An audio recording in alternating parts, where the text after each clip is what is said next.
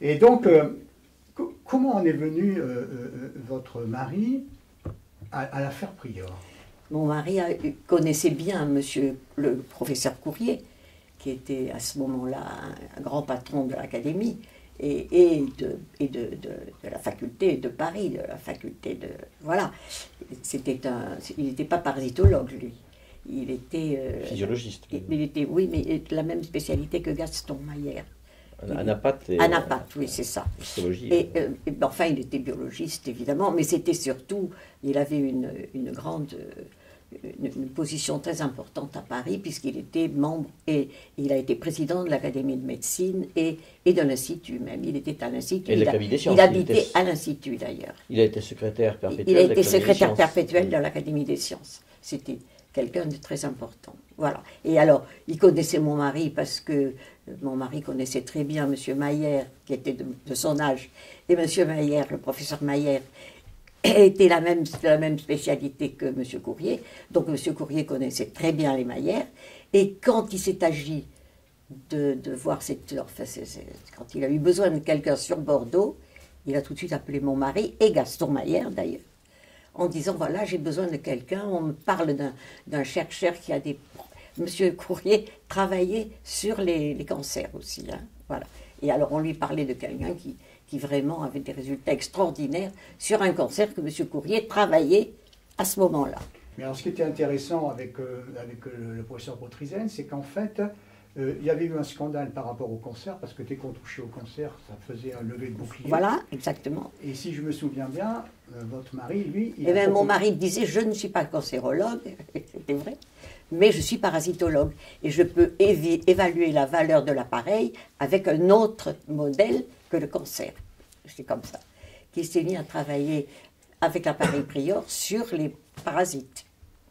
Alors il a commencé à essayer, il a essayé le plasmodium, finalement il a essayé le trypanosome, et puis il avait des résultats tellement stupéfiants qu'il a continué. Voilà.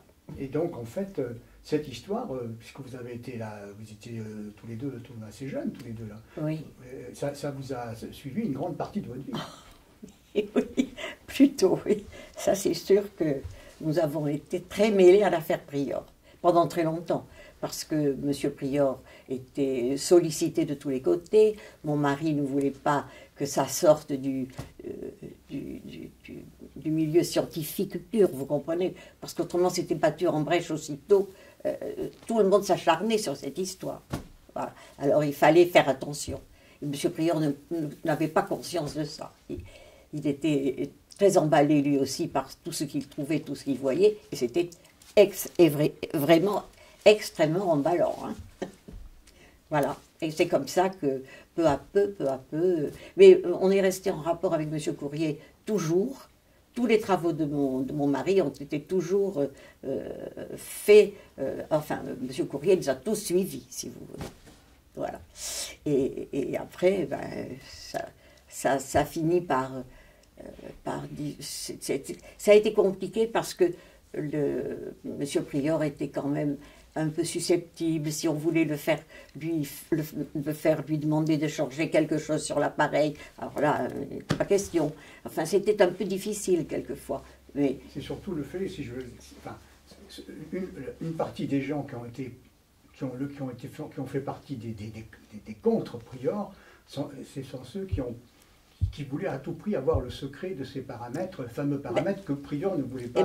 Prior ne voulait pas les donner, mais en réalité, il ne disait pas exactement comment était fait l'appareil, mais mon mari se demandait même si ça ne le dépassait pas, si vous voulez. Si ce rayonnement, il était capable de l'expliquer.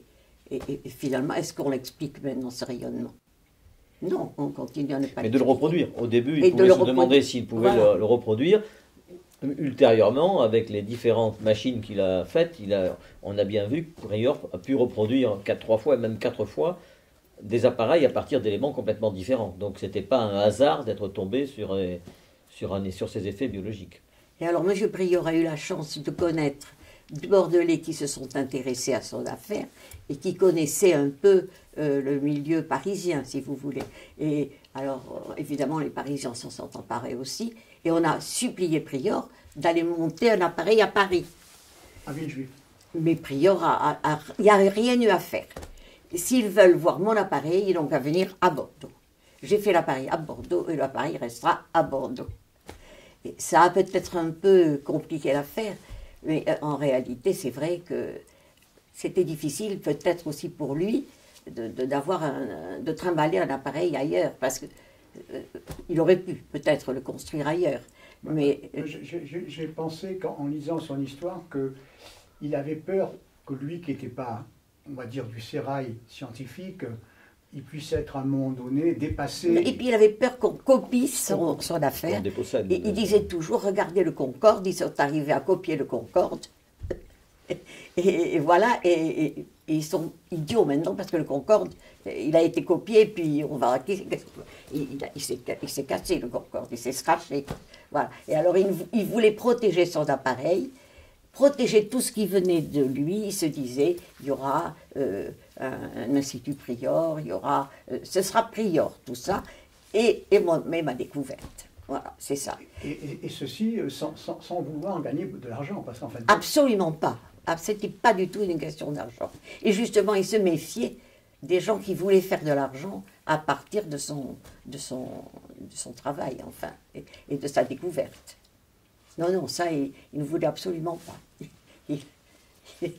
Il voulait donner, il voulait vraiment, s'il se servait de l'argent, c'était pour des buts vraiment tout à fait... désintéressés. Désintéressés et des buts, voilà.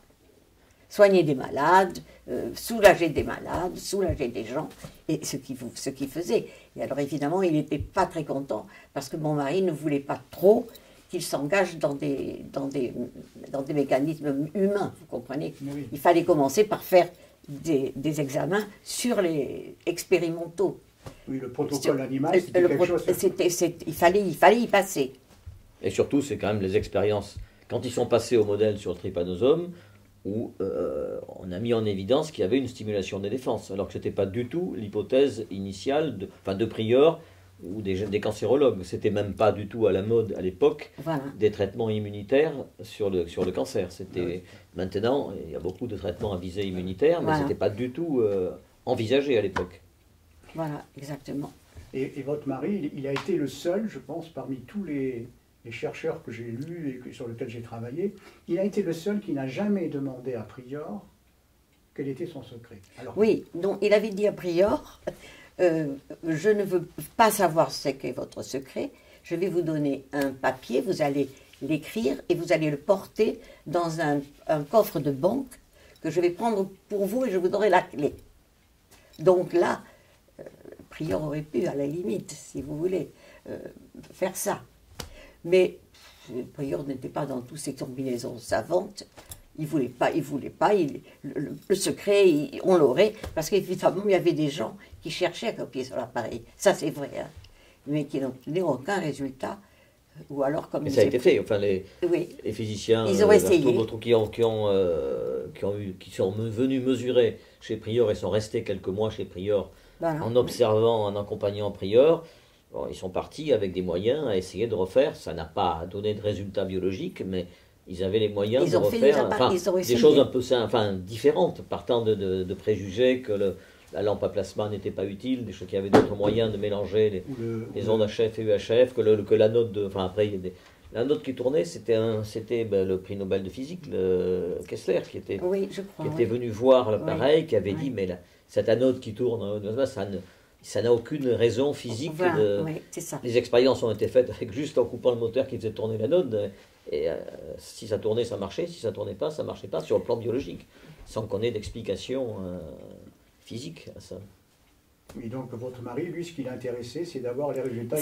Oui, c'est ça, de continuer à faire des travaux expérimentaux sur les animaux, et puis que ça débouche sur un examen scientifique bien structuré, avec une équipe qui serait venue, qui aurait structuré ça, en point par point, vous comprenez. Oui.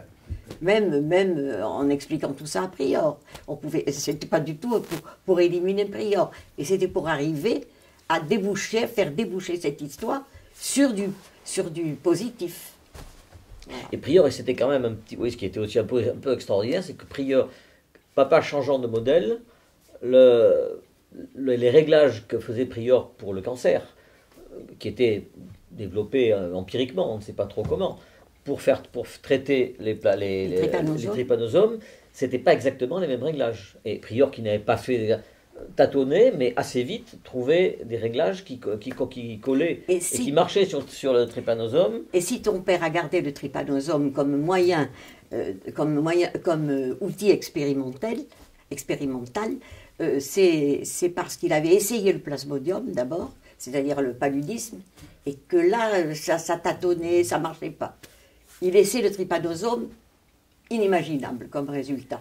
Alors il a continué sur en ayant changé quelque chose par rapport à ce qu'il utilisait sur le cancer. Et c'était un peu empiriquement, il n'avait pas de vin, il tâtonnait, il trouvait, mais c'était les caractéristiques de Prieur, c'est qu'il avançait sans répéter de multiples fois les expériences. S'il avait suivi un raisonnement à tout répéter, à tout contrôler, peut-être qu'il ne serait pas arrivé jusque là où il est arrivé. Oui, c'était difficile, mais c'était très compliqué pour mon mari aussi. Hein. Parce qu'évidemment, ça pouvait changer, il fallait quand même être très, très proche de Prieur, parce que Prieur s'emballait aussi en plus. Il y avait un résultat positif, alors pour lui, c'était gagné. Non, rien n'était gagné. Parce qu'il fallait toujours approfondir le mécanisme et le système, et voir d'où ça venait. C'était ça qui était terrible, enfin qui a été un peu difficile.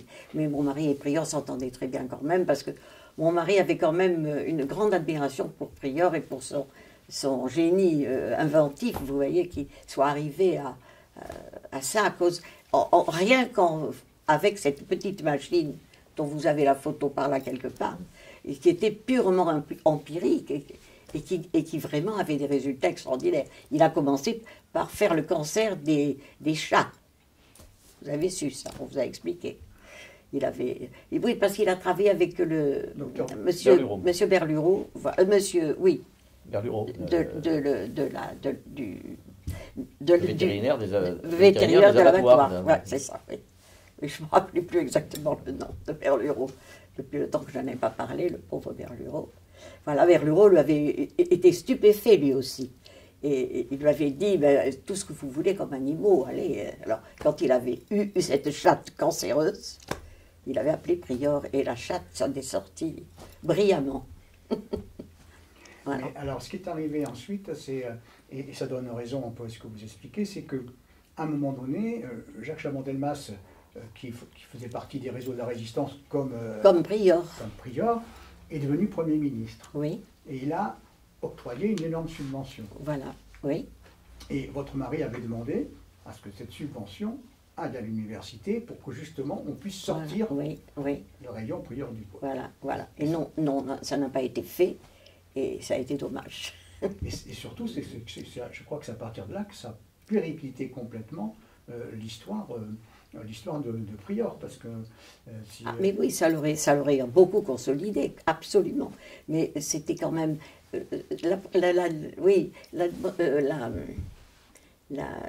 les émoluments qu'on donnait à l'État ne suffisaient pas quand même à payer une machine, vous voyez. C'était quand même la machine. Prieur ne pouvait pas vous faire un devis de ce qu'il fallait pour faire une machine. Il avait un appareil qui marchait. Bon, alors on y allait. Bon, mais il sentait qu'il faudrait augmenter ceci, augmenter ceci. Il le faisait, mais personne ne voyait. Vous comprenez que c'était très difficile. Il ne programmait pas, il n'avait pas fait un budget. Il ne pouvait pas faire un budget à l'avance. Il ne pouvait pas faire un budget d'avance. Et ça aurait été dans le cadre de l'université, tout était plus clair. Tandis que là, ça avait été versé à... Monsieur Chabord ne lui a pas donné... voilà. Que le roi sommaire et le faface soit le maître d'œuvre, ça c'était pas... Voilà, c'est ça. En réalité, il avait essayé, il avait pu travailler grâce à le roi sommaire au départ. Oui, il avait quand même... Il était redevable à le roi sommaire, mais normalement, tout aurait dû partir... être géré par l'université. On aurait trouvé des moyens peut-être, parce que la grosse machine qui a marché pas longtemps, mais qui a marché de façon encore plus spectaculaire, il pouvait plus ce qui avait grillé, il n'avait pas les moyens de le refaire. Et voilà. Le roi Somère ne voulait pas abonder financièrement. Et maintenant, il ne pouvait plus. Il pouvait donc. Il avait son budget commercial qu'il fallait qu'il respecte. Voilà. Alors, j'ai appris que justement à ce moment-là, quand justement il y a eu ce clash où effectivement cette machine qui est encore là pour on ne sait pas combien de temps, parce que... Elle est à Florac, vous croyez? Elle est toujours à Florac, mais la maison est vendue. Oui, donc, voilà. Donc, et la machine avec? Oui, avec la machine. Donc, ça a été, semble-t-il, vendu par... Parce que depuis que Madame Prieur... On a demandé à la mairie déjà, nous, hein, on s'est rapproché de la mairie. Pour l'instant, ils n'ont pas le nom du promoteur, parce que c'est un promoteur qui a acheté. C'est le promoteur qui a la machine, alors? Non, mais la machine, on ne sait pas s'il reste vraiment. Bah, il va en rester des... J'ai entendu dire que son fils, il avait un fils physicien, ça a été plus ou moins vendu, beaucoup de choses ont été... il va rester peut-être la structure. La structure, quoi. Ouais. Bon.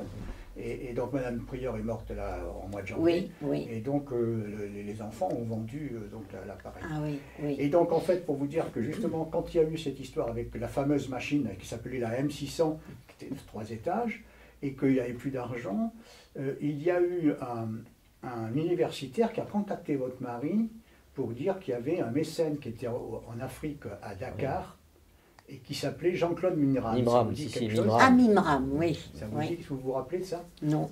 Oui, mais c'était pas... Parce que votre mari est parti à Dakar avec Prior. Oui, peut-être, oui, ça mais ça n'a rien donné. Et en fin de compte, Mimram avait effectivement donné la possibilité à Prior de tout donner, mais il voulait racheter à le roi Somère. Et le roi Somère n'a jamais voulu, en fin de compte, lâcher. Oui, c'est ça, peut-être. Alors ça, je ne me rappelle pas ce drame Mimram, le roi Somère, Prior. Non, mais c'était pas fait pour passer dans... C'était pas fait pour passer dans le fonctionnement privé, ce genre de choses, quoi. Tout aurait été géré depuis l'université, ça aurait été quand même... Privé, c'était privé à fond perdu, parce que on ne pouvait pas savoir où ça allait, personne ne se serait lancé. Surtout, Prior n'expliquait pas. Il n'expliquerait presque rien. Et d'ailleurs, comme dit mon mari, est-ce qu'il était capable même de savoir ce qu'il faisait? Oui, au point de vue pour analyser le rayonnement. Non. Mais en tout cas, il savait faire, puisqu'il a fait et refait. Oui. Donc c'est ça moi je trouve que c'est ça qui est très important, qu'il refait 4 machines à partir d'éléments différents. Mais est-ce que les calculs qu'il aurait donnés à des scientifiques actuels auraient paru vraiment dignes d'intérêt et de promesses? De toute façon, c'est sûr que tous les gens qui ont essayé de refaire des choses à partir de l'appareil, de recopier l'appareil Prior, on a l'impression qu'ils ont toujours eu, sans être physiciens, qu'ils ont quand même toujours eu un peu des présupposés qui pouvaient simplifier, ou qui avaient des choses inutiles, ou qui pouvaient simplifier la machine, et on n'a pas l'impression qu'ils aient essayé de refaire très humblement ce qu'avait Prior. On a l'impression, mais après... Oui, parce que chaque inventeur veut essayer de... Alors, les données, il les avait, parce que Prior était capable, mais de reste, Prior, quand il faisait des expériences, jamais il ne prenait de notes. Hein. Vous n'aviez jamais... dans les laboratoires, quand on traite des animaux, s'il y a des puissances, on fait des bilans, et on les écrit. Mais avec Prior, on n'a jamais pu avoir... Il avait tout dans la tête, si vous voulez. Il n'écrivait rien. Ouais. C'est assez extraordinaire, d'ailleurs. Et il avait tellement sa machine qu'il trouvait que c'était complètement inutile il dirigeait tu vas mettre il avait toute une équipe de gens, de petits voisins, là, qui venaient, qui étaient au courant de ce qu'il faisait. Alors il donnait les ordres aux uns aux autres, tu mettras telle puissance là, telle puissance, etc. Voilà, mais après, on n'avait rien, vous voyez, c'est ça. Tout était retrouvé, tout était à retrouver. Il y avait donc l'ingénieur de Leroy Somère qui s'appelait Paul Ribaud, là, qui lui savait, pensait qu'il savait, mais ne savait pas exactement. Voilà. En dehors de Prior, personne n'a jamais su refaire... refaire l'appareil, oui, mais savoir ensuite c'est les paramètres. Surtout. Est-ce que c'est les paramètres ou est-ce que dans l'appareil il y a des réglages que... Est-ce qu'il faisait des réglages que lui seul connaissait, vous comprenez? C'est une espèce de boîte noire. Les travaux ils étaient faits sur ce qui sortait, mais c'est quand même Prior qui qui gérait ceux qui rentraient, ceux qui... Il était le maître de sa machine, ça, on ne peut pas dire le contraire, c'est vrai. Et moi, j'ai le sentiment qu'il y avait des espèces de réglages, de trucs qui ne donnaient pas, qui ne voulaient pas donner. Il avait quand même Et est-ce que c'est pas justement parce qu'il voulait être trop le maître de sa machine que ça lui a joué un tour de cochon et que du coup il a tout probablement perdu. Probablement aussi. C'était sa personnalité aussi, mais qui a été aussi amplifiée beaucoup par le fait qu'on ne lui a pas fait confiance dès le départ. Enfin, dès le départ. Il a eu la preuve qu'on avait avait voulu le voler, voyez. Et après, il a quand même été considéré un peu, avec un regard un peu méprisant par les universitaires, et tous les scientifiques sur le cancer au départ, mais après un peu surtout. Et ça l'a entretenu dans le fait que dans un côté presque paranoïaque, comme quoi il allait être, il était ou méprisé, ou qu'on allait le rouler, et qu'on allait ça. Lui avait un peu ce caractère, mais qui lui a permis d'avancer aussi, cette personnalité, mais en même temps, les gens autour de lui n'ont fait qu'amplifier ces choses-là. Oui, il se basait toujours sur ce Concorde, qu'on avait voulu imiter. Moi, je ne me rappelais pas qu'on avait... Si, les Russes ont copié, le Concorde. Voilà, avec alors là, vraiment, il avait ce Concorde à parler de ce Concorde. Mais vous avez vu le Concorde? Eh bien, moi alors, voilà. Ça sera pareil, ils vont me voler, on va me voler. Non, il était très méfiant à ce niveau-là. Et puis de notre côté, il était très, très heureux de faire marcher son appareil, d'avoir des résultats. Enfin, il demandait que ça, Ce qui est dommage, c'est que lui qui voulait être reconnu comme étant l'homme qui a vaincu le cancer, en fait, il a perdu parce qu'il n'a pas voulu déléguer à l'université. Voilà, oui, c'est ça. Mais l'université n'a pas été capable de s'adapter au caractère de Prior. Voilà. Il y a pas voilà, exactement. Les torts sont partagés. Non, sont partagés, oui, tout à fait. À mon avis. Oui, c'est vrai, mais c'est sûr. Et alors vous, Mme Potrizel, vous avez suivi quand même d'assez près, quand même. Oui, très près même. Ah oui. Oui, parce que, évidemment, tous les coups de fil de Prior à mon mari, ou tous les coups de fil de mon mari à Prior, ou toutes les stations de mon mari chez Prior, et tous les rats et les souris qu'on a passés chez Prior, dans ma cave chez Prior, enfin, évidemment, il fallait bien lui donner les animaux, voilà. Et vous assistiez aussi votre mari par rapport Ah non, ça, moi, c'était pas moi directement, parce que je n'avais pas le temps, mais c'était ma belle-sœur qui était la collaboratrice de mon mari, qui travaillait continuellement pour ça. Mais elle est décédée. Comment elle s'appelait? Potrizel, mademoiselle Potrizel, Annélie Potrizel. Annélie Potrizel. Voilà, oui.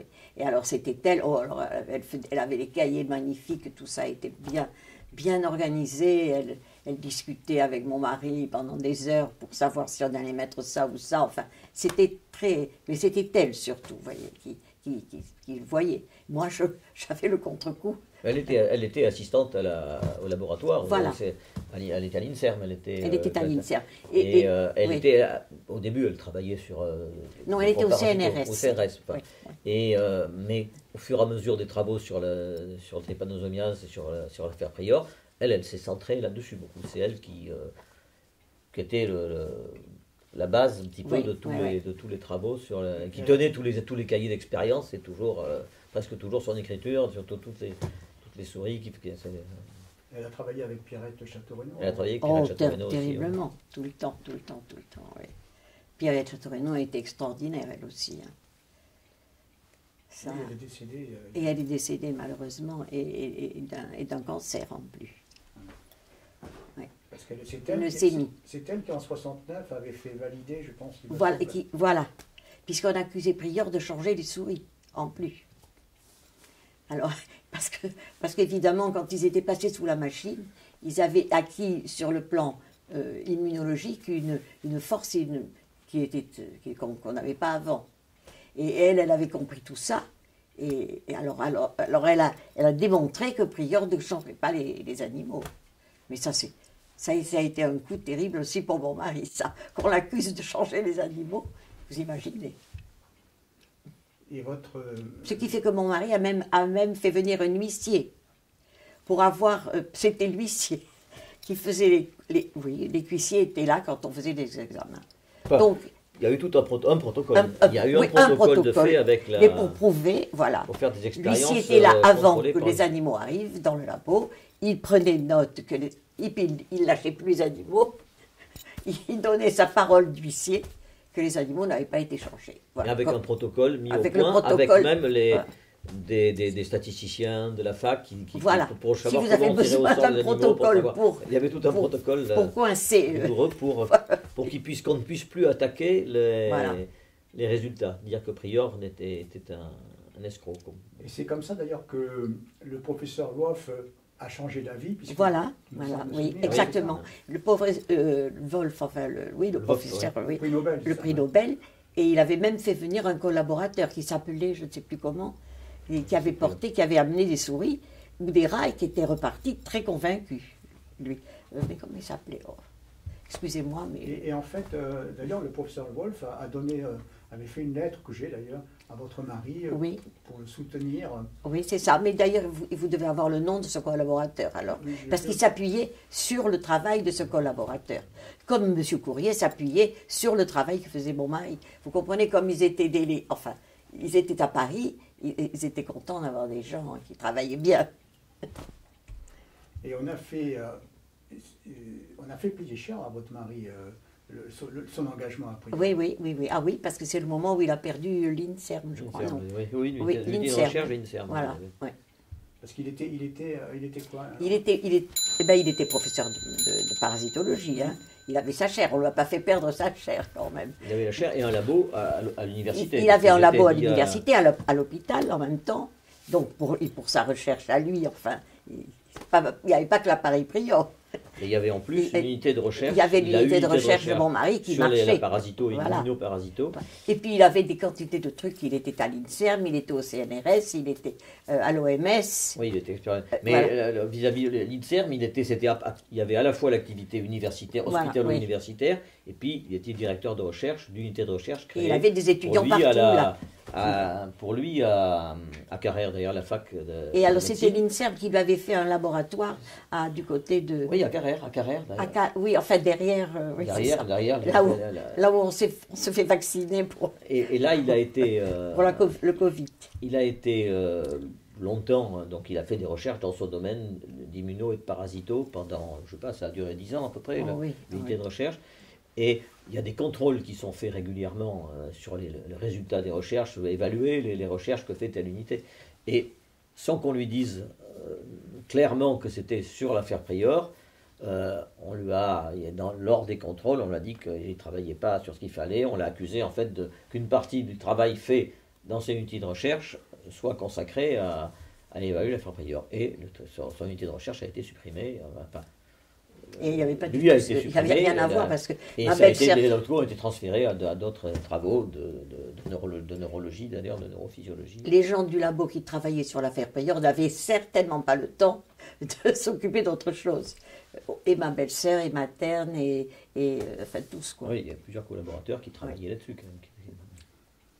Donc, mais en fait, c'est vrai qu'il a payé. Et ça a dû lui mettre un coup, non? Et oui, ça lui avait mis un coup, d'autant plus que c'est tombé au moment où on l'a opéré de la rétine. Oui, c'était à ce moment-là. Puisque c'était moi qui avais dû aller à un repas. C'était très agréable d'ailleurs, ça. À sa place. Il était couché avec une grosseur de petits pois dans chaque œil. Les lunettes étaient des lunettes archi fines. Pour sa cicatrice, pour les cicatrices. Maintenant, on ne fait plus ça. Pour les décollements de rétine, c'est fini. On fait du laser et on n'en parle plus. Mais pour cette époque, c'était pas rien. Il était resté, je ne sais plus combien, un mois complètement couché d'abord. Dans une semi-obscurité. Pour faire revenir la rétine comme il faut. Et l'affaire Prior dans tout ça. Ça a été un très mauvais moment. Et est-ce que vous vous souvenez, lorsque l'amiral Emery a demandé à votre mari de monter à Paris?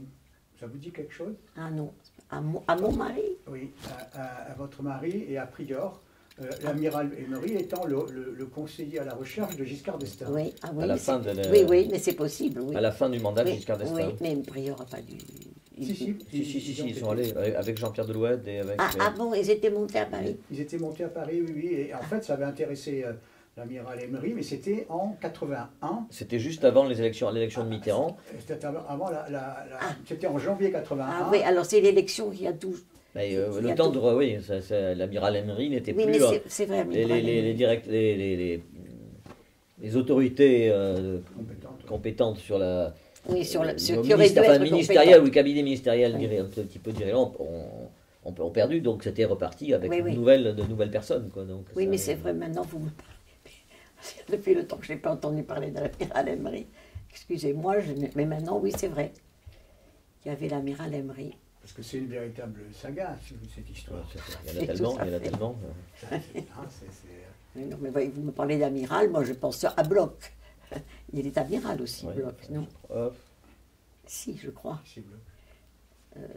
C'était lui qui était venu voir Prieur. Il y a eu aussi, je ne sais pas s'il était bien. Mais il était responsable de toute la recherche militaire de la région, non, Bloch? Je ne sais plus, honnêtement. Ah oui. Enfin, ça n'avait pas... Mais la Emery, oui, maintenant je me rappelle. Oui. Et est-ce que votre mari, le professeur Potrizel, il vous parlait parce que Prieur a traité les humains énormément quand même. Ah, mais bien sûr. Enfin, traité, oui, avant... Énormément, pas, je pense. Enfin, je ne sais pas, un petit peu avant que... Avant que mon mari s'en occupe, oui. Voilà. Après, il ne s'en est pas occupé, il n'a pas traité. Mais après, mon mari ne voulait plus qu'il s'en occupe. Il en a traité un petit peu au bout de quelques années, avec des contrôles, là, mais là, il n'y en avait pas beaucoup. Il y a eu quelques personnes. Il ne travaillait plus, au coup par coup. Une fois que quand il a commencé à travailler avec papa, après il est quand même resté dans des clous. Oui, parce que mon mari l'obligeait à rester dans des normes scientifiques. Dans des normes et dans des clous scientifiques. Il ne voulait plus ces gens qui venaient, j'ai ci, j'ai ça. Auparavant, il a traité quelques personnes. Il traitait n'importe comment, Prieur, vous voyez. Il voulait soulager. Voilà. Alors, il se trouvait que, effectivement, il a traité des cancers, oui, c'est vrai. Mais mon mari ne surveillait pas les cancers. Non, mais ça, c'était même avant que papa... C'était avant que... C'est ce que je dis. Après, papa lui a dit, il faut pas faire de traitement. D'abord, on ne peut rien démontrer parce qu'on soigne une personne et qu'elle va mieux. Et puis, vous risquez d'être très ennuyé pour exercice illégal de la médecine. Donc, ne vous mettez pas là-dedans. Il faut démontrer l'efficacité. Et ça, Prieur il a accepté. Il fallait continuer bien. le remettre Après, sur les rails. Il y a eu des essais de traitements médicaux pour démontrer qu'il n'y avait pas d'effets nocifs, encadrés par des pneumologues sur des cancers du poumon. Il y a eu quelques essais quelques personnes, mais très peu.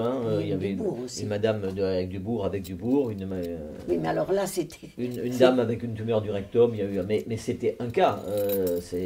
Il n'y a pas eu des essais thérapeutiques probants. Enfin, ça a montré que ça marchait, mais il n'y a pas eu... Il fallait faire des essais sur de grandes séries, sur des personnes en assez grand nombre, et c'était pas ça qui pouvait... On aurait pu les accumuler, les cancers, du moment qu'on n'avait pas une explication scientifique et qu'on puisse l'expliquer, on aurait toujours battu en brèche. C'était pas possible. Il fallait vraiment Et c'est ça aussi qui faisait que mon mari était très ennuyé de mettre des cancers, des humains. Enfin, on voyait bien qu'il y en avait quelques-uns qui auraient peut-être été améliorés. Mais enfin, c'est vrai que je crois que Dubourg avait... Dubourg qui était quand même... le professeur Dubourg, je ne sais pas si vous vous rappelez, il commençait à ce moment-là les greffes du cœur. Hein. C'était quand même l'équipe boostée Dubourg. Ils étaient en pointe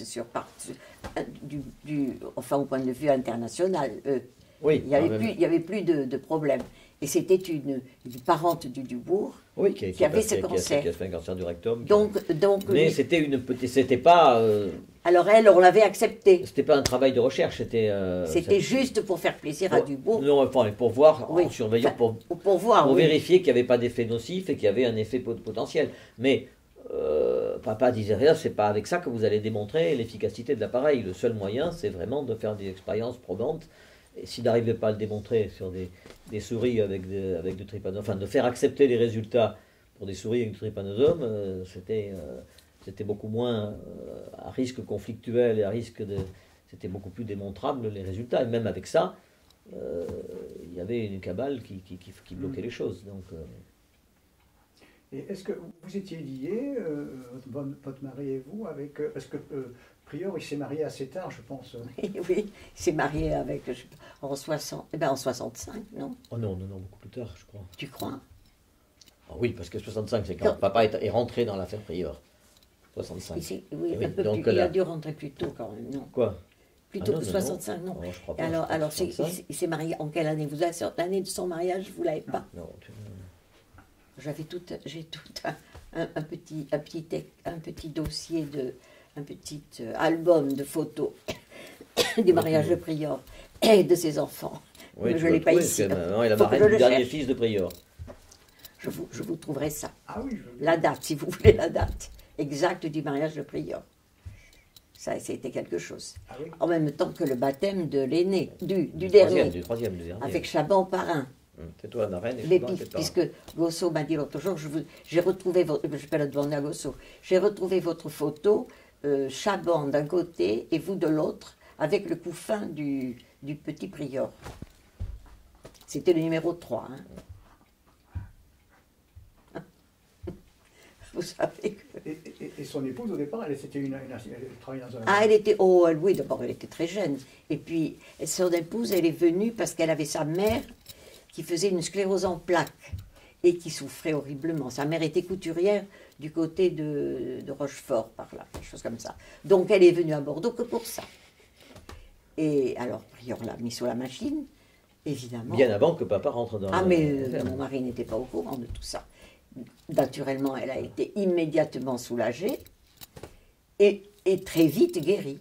Non, alors justement, naturellement, là, c'est le type même, enfin, la sclérose en plaques, c'est le type même de maladie. On peut pas savoir. On peut rien dire, ça évolue avec des poussées et des rémissions, et on ne connaît pas du tout l'évolution spontanée à l'avance de quelqu'un qui a une sclérose en plaques. On peut avoir une fois une poussée, et puis ça ne peut jamais recommencer, comme on peut être très invalidé au bout de 5 ou 10 ans.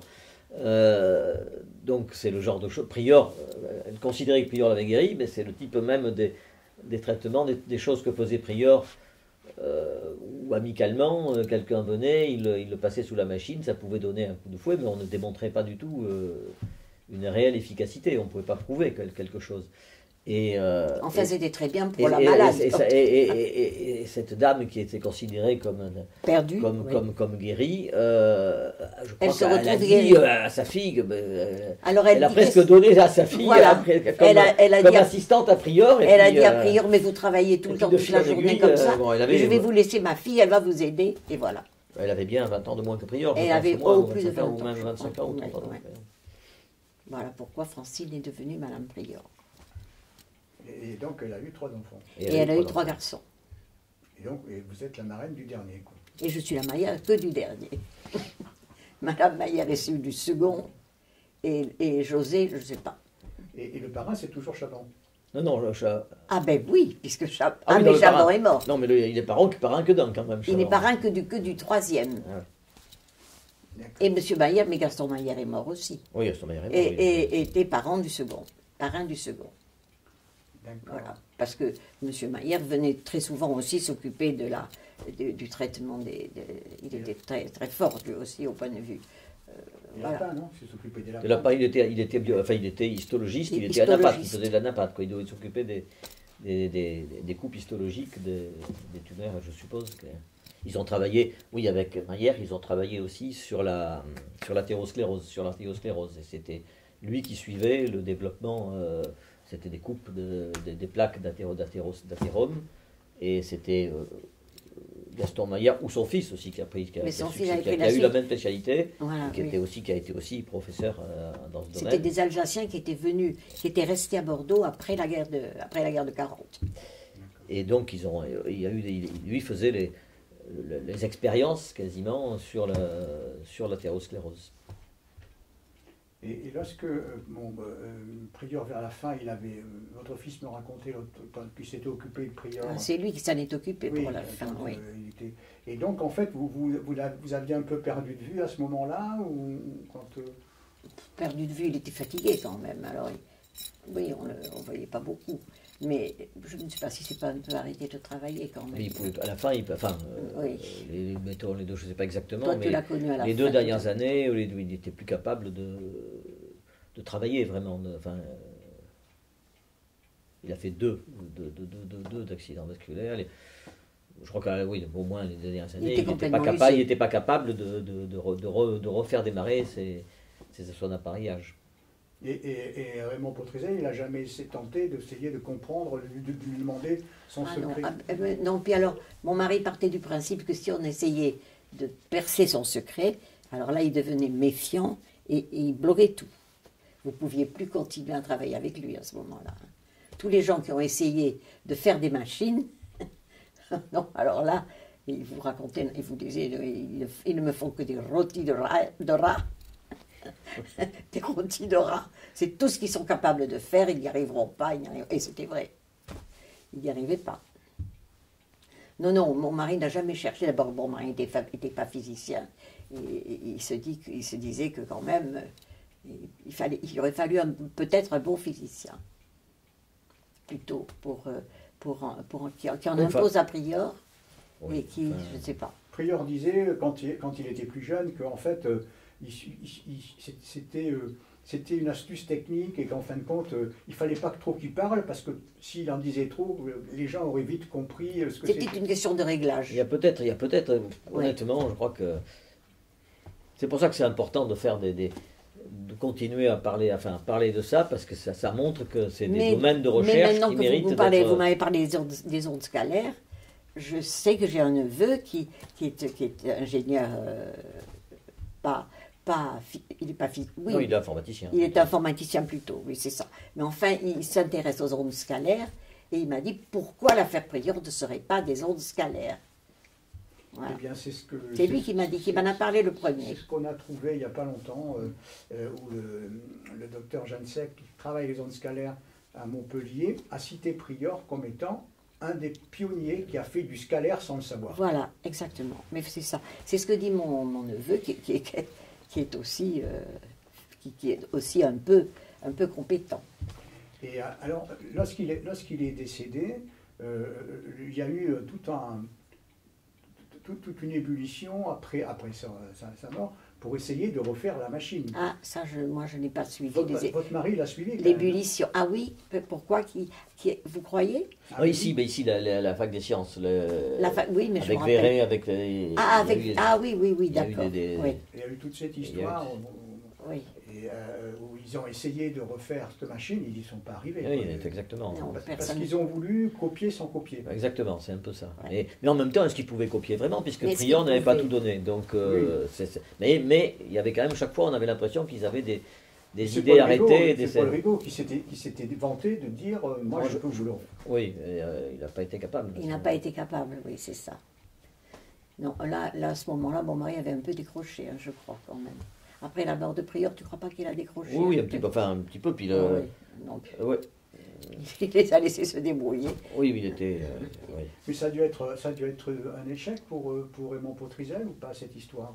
Parce qu'il a passé quand même... Non, mais mon mari n'était pas comme ça, vous savez, il aimait bien que tous ses travaux donnent quelque chose de positif, bien sûr. Mais si ça ne marchait pas, c'est la recherche, on recherche.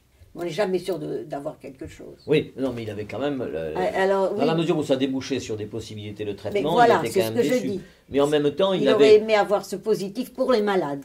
Mais pour l'amour de l'art... C'est quelque chose qu'il a quand même toujours, la seconde moitié de sa carrière scientifique, ça l'a passionné d'être dans un domaine où il a quand même défriché les mécanismes d'action. Pas le détail des effets physiques, mais... voir comment fonctionnait l'appareil. Après, il est parti de quelqu'un qui disait qu'il guérissait des cancers, et puis il s'est aperçu qu'il avait un moyen de stimulation des défenses extraordinaire, et beaucoup de choses à fouiller là-dedans. Donc, ça l'a, et de se battre pour essayer de faire des... Alors même s'il n'a pas réussi à faire en sorte que ça aboutisse complètement, ça l'a quand même...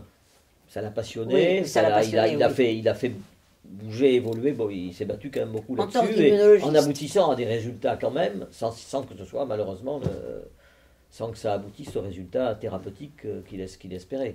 Mais le fait d'avoir avancé quand même dans ce là, je pense que ça l'a quand même beaucoup stimulé, plutôt que d'être de ronronner dans la gloriole, parce qu'il était, quand ça a commencé, il était Mais il est fatigué. Non, quand l'affaire Prior a commencé, Quand papa elle a était commencé, oui. Oh là là, oui. professeur titulaire de chaire, expert à l'OMS. Il était, avec son unité et l'INSERM, il était un peu au fait de sa carrière. Il aurait pu ronronner sur des... Et au contraire, ça l'a motivé. Mais sur le plan international aussi. Ça a donné un coup de jeune terrible, de rechercher, plutôt que de rester sur de la... Parce que l'OMS aussi, il était à l'OMS oui, aussi. Mais c'était sur le plan ça l'a passionné, ça l'a donné une passion, alors qu'il aurait pu rester autrement... sur une fin de carrière moins. Oui, mais malheureusement, il était désolé de ne pas avoir pu convaincre Kent, par exemple. Jamais Kent ne s'était intéressé à l'affaire Prior. Et il était archi international, lui. Et jamais. Il rigolait toujours quand mon mari lui en parlait. Qui c'est qui ça? Un professeur qui était directeur de l'OMS. Qui était expert à l'OMS. C'est pas le directeur de l'OMS. Le directeur de l'OMS, c'était comment il s'appelait oui. Je ne sais plus son nom. Mais celui qui venait aussi tout le temps là, ici. Ouais, c'était quoi, un asiatique, non? Non, Kant, c'était plutôt un Turc. Un slave ou un Turc. Il était originaire de Turquie, oui. Et c'était un type très fort, mais qui avait un poste très important. Et OMS, vous savez ce que c'est que l'OMS, oui, Organisation mondiale de la santé. Donc, évidemment, là, on aurait été au pinacle, là, pour faire quelque chose. On aurait pu... oui, non, mais c'était... Dorol, voilà, c'était Dorol. Ah, Dorol, oui. Dorol était l'équivalent, c'était le directeur de l'OMS à l'époque, qui était un ancien Bordelais, d'ailleurs, qui était un ancien avalé. Il avait fait sa médecine à Bordeaux. Je ne sais pas comment on a vu ça, il a un nom, c'était le directeur de l'OMS à l'époque, qui était moins, peut-être... qui était avec des moyens peut-être un peu moins importants que maintenant, mais enfin, c'était le grand patron de l'OMS, qui était un... Oui, mais c'est pareil. Mon mari les recevait, il voyait, dès qu'on les amenait à Prior, Prior se portait tort à lui-même tellement il n'avait pas du tout l'attitude du chercheur qu'on voyait à ce moment-là, vous voyez. Avec humilité. Oui, et puis oui, c'est ça. Et puis vraiment, il partait aussitôt dans des rêves qui n'avaient rien de précis et de scientifique. Alors qu'en fait, alors mon mari était désolé de ne jamais pouvoir et convaincre les autres et calmer Prior. Il y avait ce balancement où ils étaient enthousiasmés, tout le monde était enthousiasmé, ou alors on revenait à des... C'était très, très dur, vous savez. Et vous, Bertrand, vous vous rappelez quand vous aviez 15 ans, quoi, donc à l'époque? Quand ça a commencé, j'avais 15 ans, oui. Moi, j'ai toujours entendu parler, j'ai vécu toujours avec papa s'occupant de cette affaire Prior, et donc je m'en suis occupé, occupé, intéressé et occupé, mais en même temps, moi j'ai toujours voulu faire une carrière clinique, médicale, je n'ai jamais voulu faire de recherche réellement, donc peut-être, je ne sais pas. Peut-être de voir tous ces... Non, mais j'avais envie de faire de la médecine clinique, j'avais pas du tout... et après j'ai fait de la neurologie, je me suis orienté sur la neurologie et c'est comme ça que Prior a fini dans tes bras. Oui, dans mes bras, n'exagère rien. Parce que tu étais dans la neurologie. Non, mais peut-être le fait d'avoir vu un chercheur comme votre père s'épuiser, ça n'a pas donné envie, effectivement. Oui, sur le plan sur le plan, honnêtement, sur le plan universitaire, voir le fonctionnement, l'université, les querelles d'ego, les querelles de pouvoir, ça m'a donné envie de plutôt d'exercer en libéral et dans mon coin, enfin, je suis pas dans mon coin, mais de pas rentrer là-dedans, ça c'est sûr. Qu'est-ce que ça vous, on va terminer là, qu'est-ce que ça vous évoque aujourd'hui, là, cette histoire Prior qu'on remet sur... Ça m'évoque des regrets, bien sûr, beaucoup de regrets, beaucoup d'admiration quand même pour Prior et pour les équipes qui ont suivi mon mari. Je trouve que tout ça c'était très bien quand même, et très beau, parce que ça demandait un peu il fallait du courage quand même, il fallait avoir le goût du risque, ce qu'on n'a plus d'ailleurs, le goût du risque, plus personne ne l'a maintenant, de moins en moins je crois, Mais là, ça valait la peine d'essayer de guérir les gens. La médecine m'a toujours passionnée. Mon père était médecin, mon grand-père était médecin. Donc, je voyais quand même qu'il y avait des horizons pour la médecine. Et ça, quand on voit souffrir les cancéreux, tu sais si on en a besoin. Voilà, mais je reconnaissais qu'il fallait marcher avec... Mon mari était toujours derrière Claude Bernard qui disait qu'il n'y avait que l'expérience qui était première. Enfin, il fallait marcher à condition que l'expérience ait donné des résultats. Sans expérience positive, c'est pas possible. Il faut aller jusqu'au bout. Alors moi, j'étais tout à fait de cet avis. Et évidemment, on essayait de le faire comprendre au prieur, mais c'était difficile. Mais de notre côté, je comprends que prieur, il avait lui aussi ses impératifs. Et puis, enfin, il n'était pas lui. Hein, il n'avait pas lu Claude Bernard, vu Claude Bernard, sûrement. Mais voilà, bon.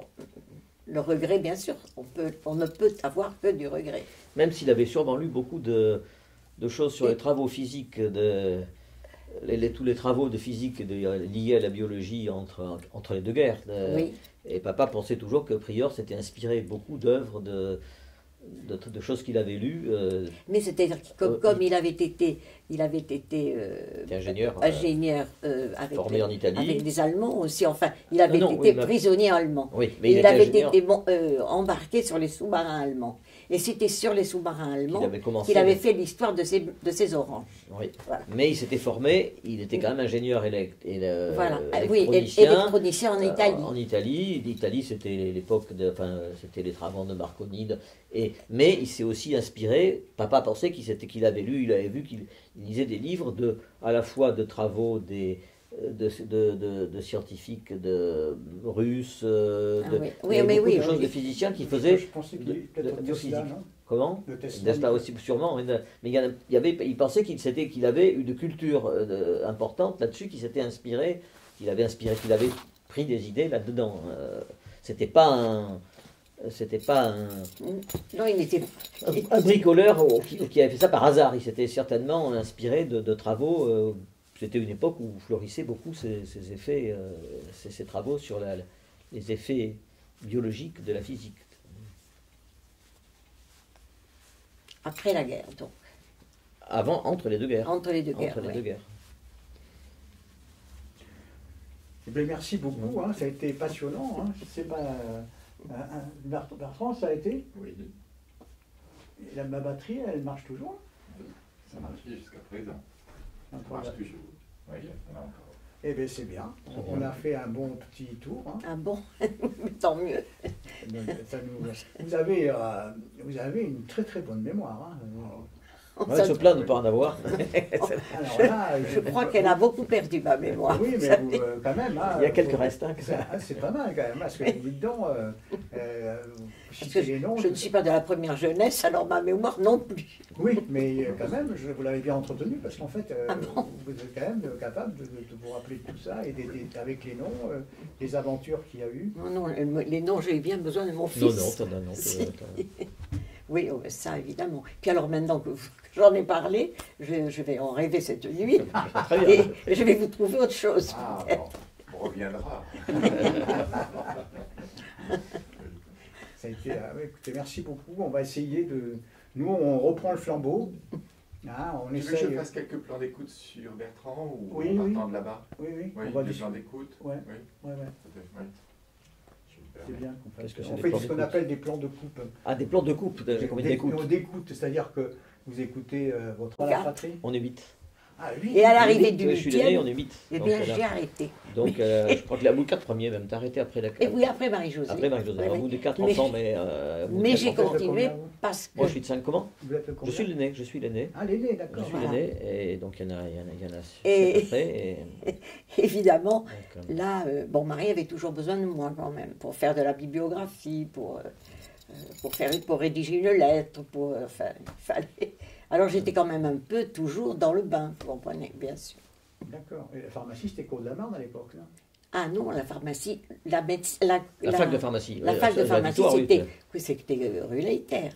on rentrait par la rue Eliter ou alors par la place de la Victoire. Et oui, il y avait la pharmacie, comment on appelait ça, la pharmacie chimique là, qui se trouvait entre le laboratoire. Toutes les pharmacies qui n'avaient pas passé qui n'avaient pas leur bac, c'était tous des pharmaciens chimistes. Voilà. Mais papa était pharmacien aussi, en réalité. Mais mon mari était pharmacien. Il a fait des sciences. Oui, il était docteur en sciences, docteur en pharmacie, docteur en médecine. À l'époque, il y avait des... il y avait des équivalences. Il y avait des équivalences, donc au bout de 2 ans, avec 2 ans, on passait en pharmacie, on passait en médecine. Enfin, oui, mais et il est docteur. Quand il a commencé, quand il était à la fac, peut-être quand il arrivait à la fac, il était en tant que pharmacien peut-être. Il était assistant de Sigalas en tant que pharmacien, faisant sa médecine probablement. Il était assistant. Il finissait sa médecine quand il était assistant de Sigalas. C'est ça. Et ceux qui n'arrivaient pas à faire ni médecine ni pharmacie, ils arrivaient comme dentistes à la cour de la Marne. Vous êtes dur quand même pour les dentistes. Mais c'est bien ça à l'époque, il me semble. Ah non, à l'époque, je pense qu'elle est... Ah peut-être. Est-ce que c'était... Parce que c'est après, il y a eu le concours. Le concours, c'était le fameux concours. Oui, mais le concours, ça c'est plus tard, parce que moi, j'ai même pas eu le concours. Le concours, c'était... ça a dû commencer en... Après 71, 72. Ouais. Moi, je il y a quand même la fac de dentisterie maintenant. Oui, mais... Il y a les dentistes maintenant qui sont. Non, mais les dentistes. Pignon sur rue. La majorité des gens c'est le même concours dentiste et pharmacie, dentiste et médecine, je veux dire. Et souvent, on choisit dentaire après la médecine. Il y en a qui veulent faire être dentiste, mais la majorité, probablement de ceux qui sont dentistes, sont moins bien classés sur la partie médecine. Moi, je me rappelle qu'en 70-71, ceux qui échouaient en médecine, au fameux barrage de la première année, et ben, ils allaient soit en pharmacie, soit ils partaient chez un dentiste parce que c'était moins... oui, peut-être, ils faisaient après. Mais quand il y a eu le concours, moi, j'ai pas eu le concours, mais c'était 2 ans après moi, je pense, quasiment. Il y avait 110 places, ou même pas par secteur, il y en avait peut-être 80, 90 au début, il n'y en avait pas beaucoup. Et il y avait 80 places en dentaire, et il y en avait 80 places en médecine, et 15 ou 20 en dentaire. Et les gens choisissaient par ordre. Mais en général, les 80... En pharmacie, il y avait le stage d'abord. Il n'y avait pas de concours pour la pharmacie. Mais de ton époque, c'était il y a longtemps. Il y avait le stage, un examen de stage qui était difficile d'ailleurs. On n'avait pas toujours. Et puis après, on avait les 5 ans des examens. Mais moi, j'ai même pas eu de concours. Moi, j'ai pas, en dehors de l'internat, j'ai pas eu de concours en médecine. Mais j'étais dans les dernières années où on était sans concours. Après, il y en avait l'internat, vous étiez plus. Mais pour les études de médecine, c'était. Il y avait une sélection en première année. On se plaignait beaucoup de la dureté de la sélection en première année, mais qui était quand même infiniment moins dure que quand il y a eu le concours. Après, le concours s'est élargi. Ils ont augmenté le nombre de places. Mais ils ont augmenté petit à petit le nombre de places. Mais je crois que quand il y a eu le concours, il me semble qu'il y avait 3 secteurs en médecine, je crois qu'il y avait 70 ou 80.